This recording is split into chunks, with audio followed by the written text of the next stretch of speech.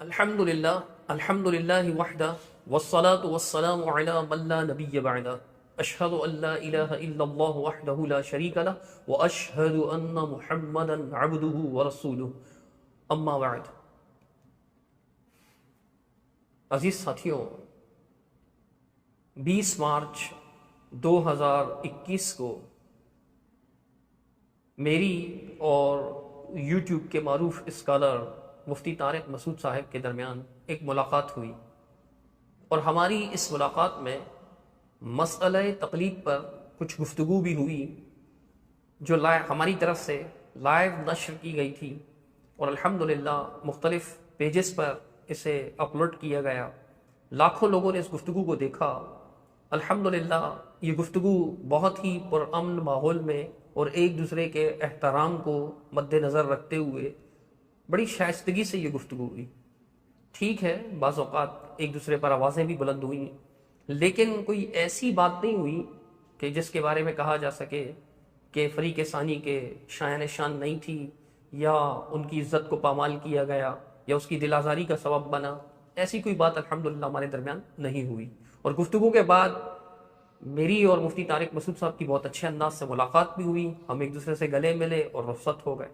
یہ گفتگو چلتی رہی مختلف سوشل نیٹ ورکس پر، پیجز پر، یوٹیوب پر، مختلف لوگ اپنے اپنے چینلز پر اپنے اپنے ذرائع سے اس کو پھیلا رہے تھے، اور لاکھوں لوگوں نے اس کو سنا بھی اپنے اپنے ظرف کے مطابق اور اپنی اپنی سمجھ کے مطابق۔ لوگوں نے اس پر کمنٹس اور تبصرے بھی کیے۔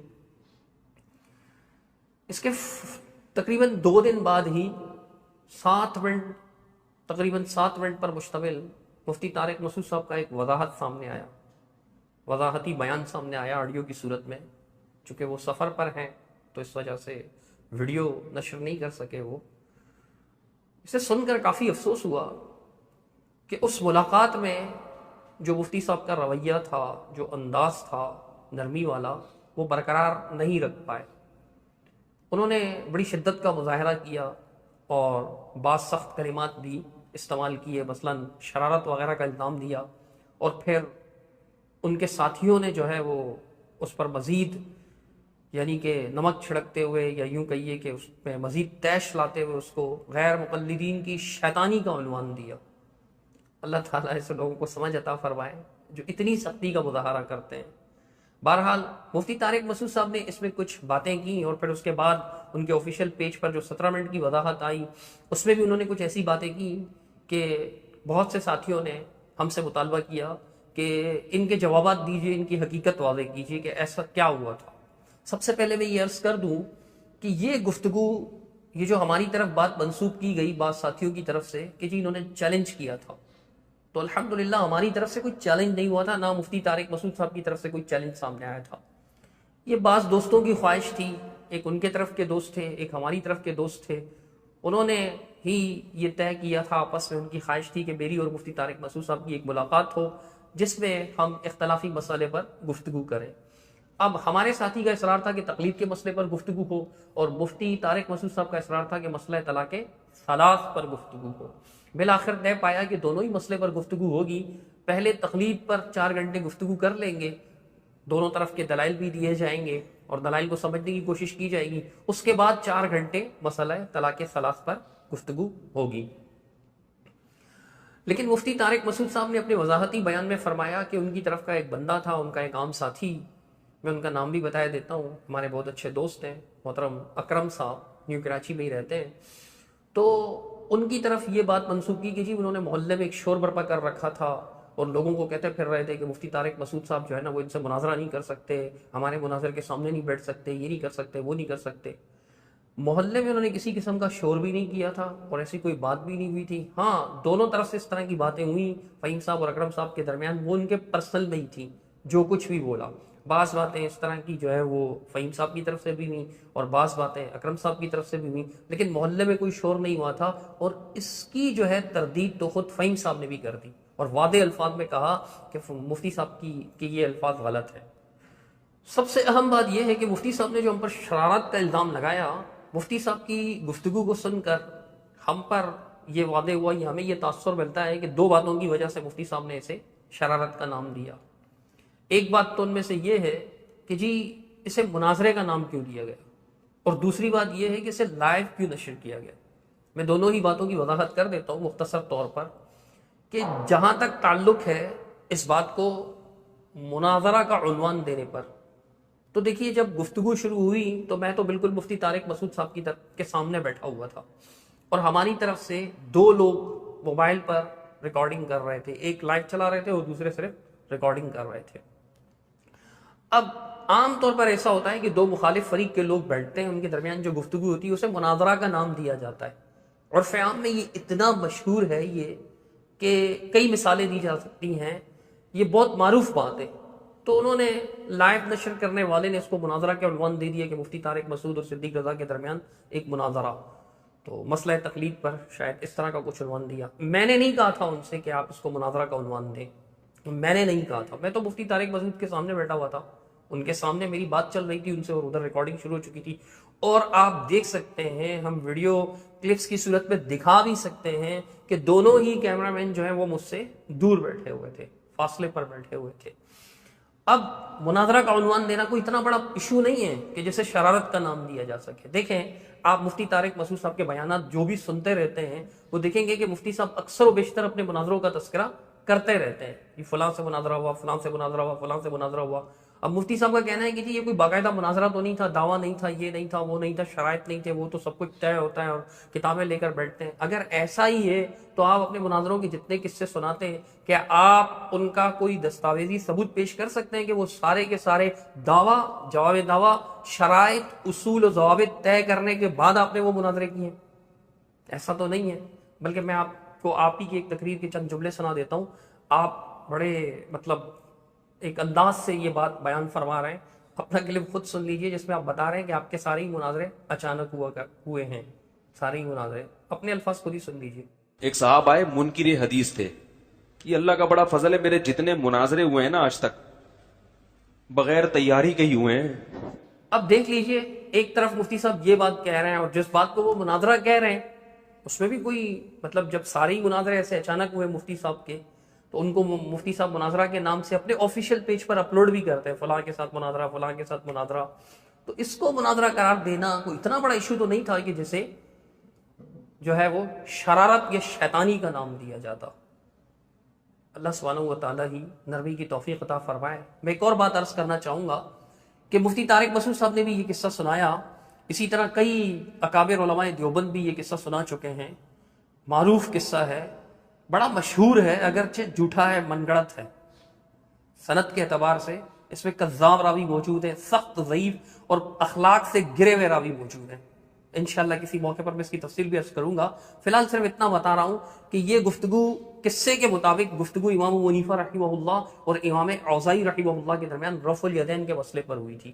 رفع الیدین کے مسئلے پر یہ گفتگو ہوئی تھی.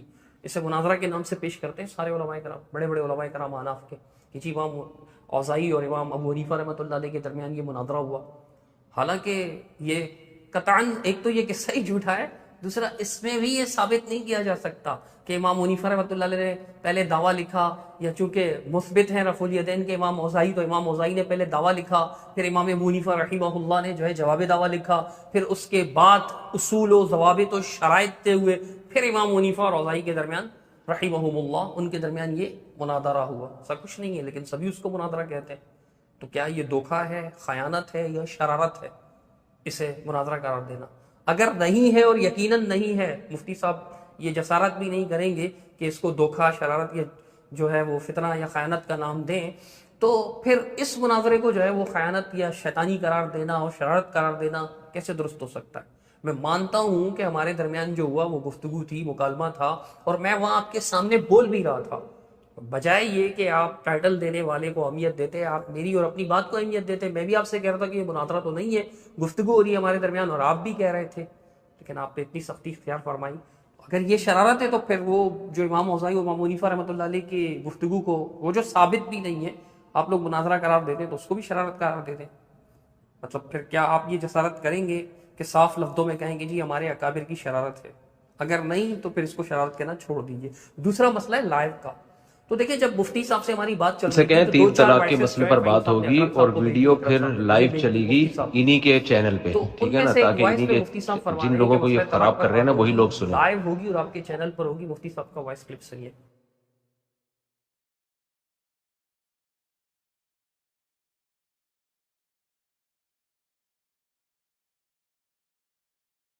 اب مفتی صاحب خود ہی کہہ رہے ہیں کہ جی لائیو ہوگا اور آپ کے چینل پر ہوگا۔ کہنے والا کہہ سکتا ہے، اور خود مفتی طارق مسعود صاحب بھی ارشاد فرما سکتے ہیں کہ جی میں نے تو طلاق ثلاث کے مسئلے پر کہا تھا نا کہ لائیو ہوگا، آپ کے چینل پر ہوگا۔ دیکھیں مسئلہ طلاق ثلاث ہو یا مسئلہ تقلید، دونوں پر اختلاف ہے، اور تقلید کی بعض صورتوں کو تو خود اکابر علماء احناف و دیوبند بھی شرک کفر قرار دے چکے ہیں۔ مسئلہ طلاق پر کم از کم یہ نوعیت تو پیدا نہیں ہوتی شرک و کفر کی، جب مسئلہ طلاق ثلاث پر آپ لائیو گفتگو کی اجازت دیتے ہیں اور بلکہ حکم دیتے ہیں، دعوت دیتے ہیں کہ کیمرہ لے کر آنا، اپنے چینل پر چلانا تاکہ لوگوں کو پتہ چلے۔ ہم نے اسی وائس کے پیش نظر جو ہے وہ لائیو چلایا تھا، یہ کوئی دھوکہ اور خیانت تو نہیں ہے، خود آپ کا حکم تھا۔ اگر لائیو چلانے کو آپ دھوکہ قرار دے رہے ہیں تو پھر یہ بھی دھوکہ نہیں ہے، آپ کے حکم پر عمل ہوا ہے۔ تو کیا آپ نے دھوکہ دینے کا حکم دیا تھا مفتی طارق مسعود صاحب؟ جب آپ یہ بات کہہ رہے تھے لوگوں کو لے کر آنا، اپنے کیمرے لے کر آنا، یہ کرنا، تو کیا یہ سب آپ دھوکے کی دعوت دے رہے تھے، شرارت کی دعوت دے رہے تھے، یا آپ کے ساتھیوں نے جو عنوان دیا شیطانی کی دعوت دے رہے تھے؟ اگر نہیں تو پھر بعد میں لکیر پیٹنا اور یہ کہنا کہ جی یہ دھوکہ ہے، شرارت ہے، خیانت ہے، یا فلاں ہے اور فلاں ہے، یہ بات مناسب نہیں ہے۔ اب اس کے علاوہ جو ہے وہ مفتی صاحب نے دعوے کے حوالے سے بھی ایک بات کی کہ جی ان کی طرف سے جو دعویٰ آیا، تو مفتی صاحب کے الفاظ آپ سن لیجئے وہ کیا فرماتے ہیں۔ تو میں نے ان سے کہا کہ تقلید کے بارے میں آپ کا دعویٰ کیا ہے، آپ لکھ کے بھیجیں۔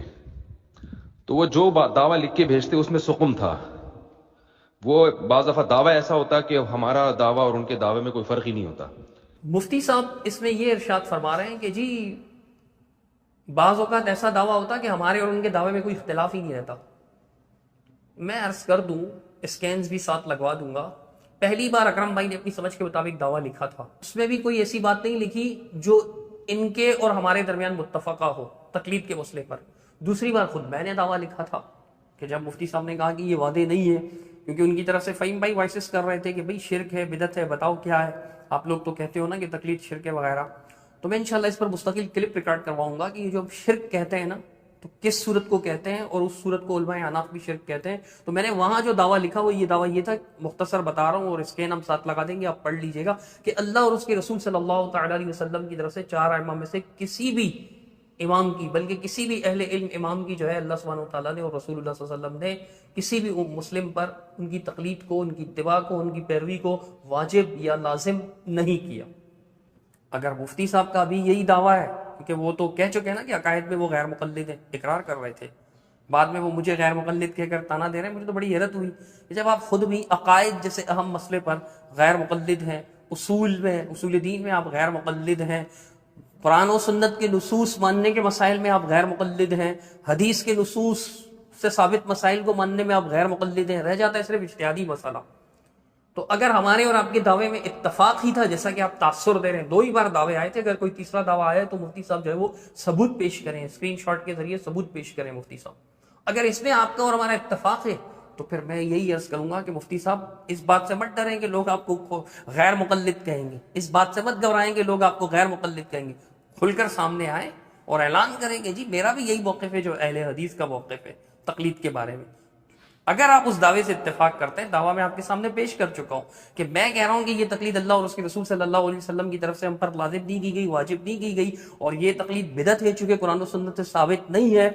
جیسے مفتی صاحب فرض نماز کے بعد دعاؤں کو کہ کسی ایک بھی حدیث میں اس کا حکم نہیں ہے، مفتی صاحب کے ساتھ جو ہماری گفتگو ہو رہی تھی اس میں مفتی صاحب نے یہی کہا کہ کسی ایک ضعیف حدیث میں بھی نہیں ہے، اس لیے بدعت ہے۔ تو تقلید کا حکم بھی تو کسی ایک ضعیف حدیث میں بھی نہیں ہے، تو بدعت ہی ہوئی۔ ہمارے ساتھ آپ کا اتفاق ہے، اگر یعنی آپ کہہ رہے ہیں کہ جی ایسا دعویٰ آتا کہ اتفاق ہوتا، اگر اتفاق ہی تھا تو پھر ہمارے اور آپ کے درمیان تو یہ بحث بھی نہیں ہونی چاہیے جو ہو گئی تھی۔ باقی مفتی صاحب نے پھنسنے پھنسانے والی باتیں بھی کی، میں اس طرف نہیں جاؤں گا۔ اگر مفتی صاحب آپ نے ایسا ہی پھنسا دیا تھا تو باقاعدہ جو ہے وہ آپ کاپی رائٹ کلیم کر کر کے اسٹرائک کیوں لگوا رہے تھے ہماری ویڈیوز پر؟ آپ کے آفیشیل پیج سے یہ ہوا ہے، اگر کسی اور نے کیا ہوتا نا تو ہم شکایت بھی نہیں کرتے آپ سے۔ ایک طرف تو آپ کا دعویٰ ہے کہ آپ نے مجھے پھنسا دیا تھا اور بری طرح پھنسا دیا تھا، میں تو نکل ہی نہیں پا رہا تھا، ماشاءاللہ، داد دوں گا میں آپ کیسے پھنسانے کو، پھنسا بھی دیا تھا حضرت آپ نے، اور پھر آپ کے آفیشیل پیج سے جو ہے کاپی رائٹ اور ناجائز ناحق کاپی رائٹ کلیم کیا ہے آپ نے، بالکل ناجائز۔ آپ اسے شرارت کا نام بھی دے سکتے ہیں، آپ اسے دھوکہ اور خیانت کا نام بھی دے سکتے ہیں، آپ اسے چیٹ اور فراڈ کا نام بھی دے سکتے ہیں، اور اگر آپ کے ساتھ یہ ہوتا آپ یہی سب کچھ کرتے۔ ہم ایسا نہیں کریں گے مفتی طارق مسعود صاحب، لیکن آپ نے جو کیا وہ ناحق ضرور تھا، کیونکہ میری اور آپ کی گفتگو سے واضح ہے، بالکل ابتدائی گفتگو میں آپ سے کہہ رہا تھا کہ حضرت آپ اپنا کیمرہ بھی منگوا لیجیے تاکہ بعد میں ہم پر ایڈیٹنگ کا الزام نہ لگے۔ عام طور پر ایسا ہوتا ہے، ایڈیٹنگ کا الزام لگتا ہے۔ تو آپ نے ارشاد فرمایا کہ نہیں، یہ جو ساتھ مولانا بیٹھے ہوئے الشیخ مجیب الرحمان صاحب حفیظہ اللہ، یہ جامعہ فاروقیہ سے فارغ ہیں، میں ان کو تھوڑا بہت جانتا ہوں، تو ایسا نہیں ہوگا انشاءاللہ۔ تو ہم نے تو لائیو چلایا بھی اسی لیے تھا کہ کوئی ایڈیٹنگ کا الزام ہی نہ لگائے، دنیا کے سامنے وہ پہلی گفتگو جو ہوئی، جس شکل میں ہوئی، جس صورت میں ہوئی، جو بھی الفاظ بولے گئے من و عن لوگوں کے سامنے پہنچے، ہم نے تو اس وجہ سے لائیو چلایا۔ تو مفتی صاحب نے فرمایا کہ نہیں یہ کافی ہے، پھر مفتی صاحب نے پگڑی منگوائی، اپنا امامہ شریف منگوایا، میں یہ سمجھا کہ شاید انہوں نے کیمرہ منگوایا، تو میں رک گیا، انتظار کرنے لگا۔ مفتی صاحب نے کہا بات کیجیے، میں نے کہا حضرت وہ آپ کا کیمرہ آ جائے، آپ نے منگوایا نا؟ تو کہنے لگے بھائی میں نے کیمرہ نہیں، پگڑی منگوائی ہے۔ مطلب آپ کا کیمرہ تھا ہی نہیں۔ اس طرف بھی میرے دوست ریکارڈ کر رہے تھے، اس طرف جو لائیو ہو رہا تھا وہ بھی میرے ہی دوست کی طرف سے ہو رہا تھا، ہمارے ہی ساتھی تھے، وہ لائیو کر رہے ہیں اور ریکارڈ بھی وہی کر رہے ہیں۔ آپ ریکارڈ ہی نہیں کر رہے، جو چیز آپ کی ہے ہی نہیں اس پہ آپ نے کاپی رائٹ مارا، صرف تھوڑی دیر کے لیے۔ مفتی طارق مسعود شارٹ کلپس، اس میں آپ نے یہ ہماری گفتگو لگائی اور مناظرہ کے ہی عنوان سے لگائی۔ اگر مناظرہ کا عنوان دینا شرارت ہے تو یہ شرارت آپ کے پیج سے ہوئی ہے، یہ شرارت پھر آپ کے پیج سے بھی ہوئی ہے۔ تو لائیو آپ نے تھوڑی دیر کے لیے چلایا اور اس کے بعد کاپی رائٹ مار کر سب بڑے بڑے پیجوں سے وہ گفتگو آپ نے بند کروا دی، اور اس کے بعد جناب والا آپ جو ہے وہ شرارت کا الزام ہم پر لگاتے ہیں، حالانکہ آپ کا کاپی رائٹ کلیم کرنا ناحق تھا۔ جب وہ ویڈیو آپ نے بنائی نہیں، آپ کہیں گے کہ میری ویڈیو اس میں شامل تھی۔ تو دیکھیں جو مکالمہ کی گفتگو ہوتی ہے، یہ دو لوگ آپس میں اختلافی گفتگو کر رہے ہیں اور دونوں کی اجازت کے مطابق ریکارڈنگ ہو رہی ہو، بغیر اجازت ہم نے نہیں کی تھی، اجازت آپ نے دی تھی، وہ تو ویڈیو میں موجود ریکارڈ کر لیں آپ نے کہا تھا، اور لائیو کا تو آپ پہلے ہی چیلنج کر چکے تھے، دعویٰ کر چکے تھے، بلکہ آپ نے خود حکم دیا تھا کہ لائیو ہوگا، دنیا کو پتہ چلے۔ تو اسی حکم کے پیش نظر ہم لائیو کر رہے تھے، ہم نے کوئی زیادتی نہیں کی آپ کے ساتھ۔ تب دونوں کی گفتگو تھی تو دونوں کا برابر کا حق ہے، اور اس اعتبار سے صرف ہمارا حق ہے کہ ہم نے ریکارڈ کیا تھا، آپ نے نہیں۔ تو پھر جو آپ نے اسکرین شاٹ میں لگا دیتا ہوں آپ کے آفیشیل پیج سے، جو ہے ہمارے چھوٹے سے پیج پر یہ بات آئی کہ جی یہ جو آپ ویڈیو لگا رہے ہیں یہ کاپی رائٹ اس پر آ گیا، لہٰذا اس لیے اس کو روک دیا گیا، ہٹوائیے آپ نے۔ یہ آپ بتائیے کہ یہ خیانت ہے یا نہیں، یہ دھوکہ ہے یا نہیں، یہ چیٹ ہے یا نہیں، یہ فراڈ ہے یا نہیں، یہ فریب ہے یا نہیں، آپ خود بتائیں، مجھے انصاف سے بتائیں۔ اپنے مفتی ہونے کا یعنی منصب افتاء کا دھیان رکھتے ہوئے، خیال رکھتے ہوئے، عدل و انصاف کے تمام تقاضوں کو مد نظر رکھتے ہوئے مفتی طارق مسعود صاحب آپ جواب دیجیے گا اس بات کہ یہ کیا ہے، یعنی جو آپ نے حرکت کی، کاپی رائٹ کلیم آپ نے کس حق کے تحت کیا؟ آپ کے آفیشیل پیج سے ہوا، گویا آپ کی مرضی سے ہوا۔ اگر آپ کے آفیشیل پیج سے نہیں ہوا ہوتا تو میں آپ کو اس سلسلے میں اپنا مخاطب نہ بناتا۔ اب آخری بات سنیے گا میری، مفتی صاحب نے اپنا خیال ظاہر فرمایا، میں اس پر خیال ہی کہوں گا، اور مفتی صاحب کے بقول گورنمنٹ نے خیالات پر کوئی پابندی نہیں لگائی، ان پر وہ آزاد ہیں، اس پر جو چاہے خیال کر سکتے ہیں۔ مفتی صاحب فرماتے ہیں، آپ سن لیجئے انہی کے میٹھے انداز میں۔ تو یہ ادھوری محفل تھی، انشاءاللہ اس کے بعد یہ یا تو آئے گا نہیں، یا آئے گا تو انشاءاللہ ایسا نہیں ہوگا جس طرح سے ہوا ہے، اور انشاءاللہ میں ابھی اس کو بلاؤں گا نا تو یہ آئے گا نہیں، تو یہ اب دوبارہ نہیں آئے گا، اس کو پتہ چل گیا ہے کہ اصل کہانی ہے کیا۔ مفتی طارق صاحب یہاں پر یہ خیال ظاہر فرما رہے ہیں کہ جی میں دوبارہ اس کو بلاؤں گا تو یہ آئے گا نہیں، بڑی تکرار کے ساتھ۔ مفتی صاحب آپ نے ایسا کیوں سمجھ لیا کہ میں دوبارہ نہیں آؤں گا؟ چلیے اگر میں نہیں آؤں گا تو آپ میرا پیچھا کرتے ہوئے آپ تو آ سکتے ہیں نا میرے پاس، آپ کے پیر تو نہیں باندھ سکتا میں کہ آپ بھی نہ آئیں، لیکن یہ آپ کا بحث خیال ہے۔ ہاں البتہ اتنا ضرور عرض کروں گا کہ مسلک اہل حدیث کا موقف جو ہے الحمدللہ روز روشن کی طرح واضح ہے، اور مسلک اہل حدیث کی حقانیت کا بوجھ صرف مجھ فقیر کے ناتواں کندھوں پر نہیں ہے۔ الحمدللہ میرے جیسے ہزاروں ملیں گے انشاءاللہ جو اس موقف کو حق ثابت کر سکتے ہیں۔ میں مر بھی گیا نا مفتی صاحب اگر، تو آپ کے پاس ہمارے علماء کرام آئیں گے اور انشاءاللہ آپ پر واضح کر دیں گے، بالکل روز روشن کی طرح واضح کر دیں گے کہ یہ جو تقلید کا آپ نے موقف اپنا رکھا ہے کہ 4 اماموں میں سے کسی ایک امام کی تقلید ہر شخص پر واجب کر دی گئی ہے، فرض کر دی گئی ہے، لازم کر دی گئی ہے. جو بھی حکم آپ بیان کریں، اس کا استحباب کا ہی کیوں نہ ہو، اباحت ہی کا کیوں نہ ہو، جو بھی حکم، لیکن یاد رکھیے گا اپنے اکابر کے فتاوا کو اور تقلید پر لکھی گئی ان کی کتابوں کو سامنے رکھتے ہوئے موقف بیان کیجیے گا. کوئی جدید موقف پیش مت کیجیے گا، وہ موقف کا ابطال آپ پر دلائل کی روشنی میں ثابت کر دیں گے.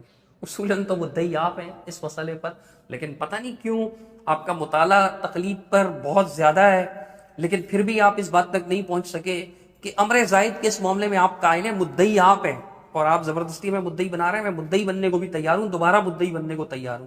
آپ پر ثابت کر دوں گا کہ آپ کا یہ موقف غلط ہے، قرآن مجید سے بھی، احادیث سے بھی، اور آپ کی کتب فقہ سے بھی.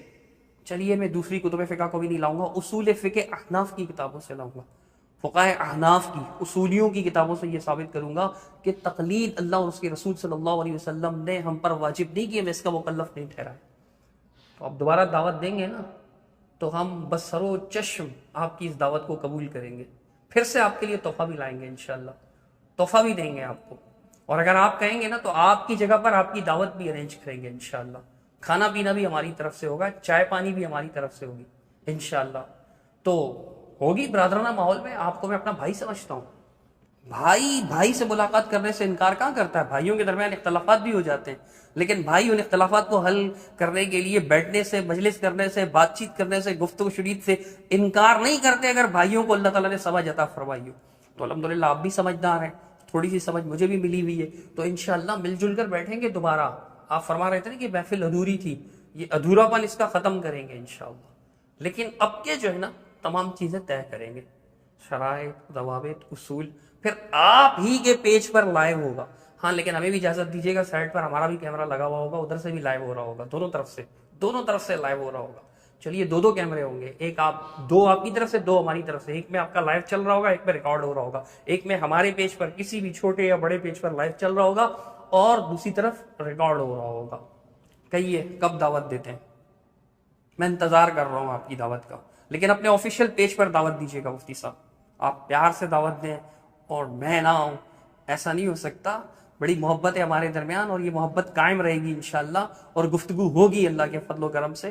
بس میں آپ کا زیادہ وقت نہیں لینا چاہوں گا.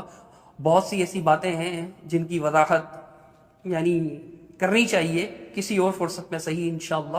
سر دست میں اتنی ہی وضاحت کافی سمجھتا ہوں. انشاءاللہ جلد ملاقات کی آپ دعوت دیں گے اور میں انشاءاللہ جو ہے نا وہ آپ کو ویڈیو میں جواب دوں گا کہ بالکل جی میں آپ کی اس دعوت کو قبول کرتا ہوں. اپنے مصروف ترین اوقات میں سے آپ کچھ وقت نکال لیجئے، دعوت دیجئے. انشاءاللہ میں آپ کے سامنے دوبارہ حاضر ہوں گا اور ہم دونوں بیٹھ کر اسی طرح بھائیوں کی طرح اس مسئلے پر بات کریں گے. اصول و ضوابط کو برابر کا وقت لیں گے دونوں. ایسا نہیں کہ مائک میرے ہاتھ میں آ گیا تو میں چھوڑنے کو تیار نہ ہوں، آپ کے ہاتھ میں آ جائے تو آپ چھوڑنے کے لیے تیار نہ ہوں. ایسا نہیں ہوگا. صرف اس بنا پر جو ہے نا اصول و ضوابط طے کر لیں گے. بس اتنی سی بات کہہ کر میں اپنی بات ختم کرنا چاہوں گا. پھر سے عرض کروں گا مفتی طارق مسعود صاحب، اگر میری کوئی بات آپ کو بری لگی یا ناگوار خاطر محسوس ہوئی تو معاف فرما دیجیے گا. اللہ کی رضا کے لیے میں نے پوری کوشش کی کہ آپ کوئی ایسا جملہ نہ بولوں جو آپ کے شایان شان نہ ہو. اللہ سبحانہ و تعالیٰ محبتیں پیدا فرمائے اور محبت کے ساتھ، پیار کے ساتھ، اخلاق کے ساتھ، آداب الاختلاف کو مد نظر رکھتے ہوئے اختلافات کو حل کرنے کی، یہ اختلافات کا وسیع پارٹ ہے، اس کو ختم کرنے کی اللہ سبحانہ و تعالیٰ ہم دونوں کو توفیق عطا فرمائے. اقول قولی ھذا استغفر اللہ لی ولکم ولسائر المسلمین اجمعین برحمتک یا ارحم الراحمین.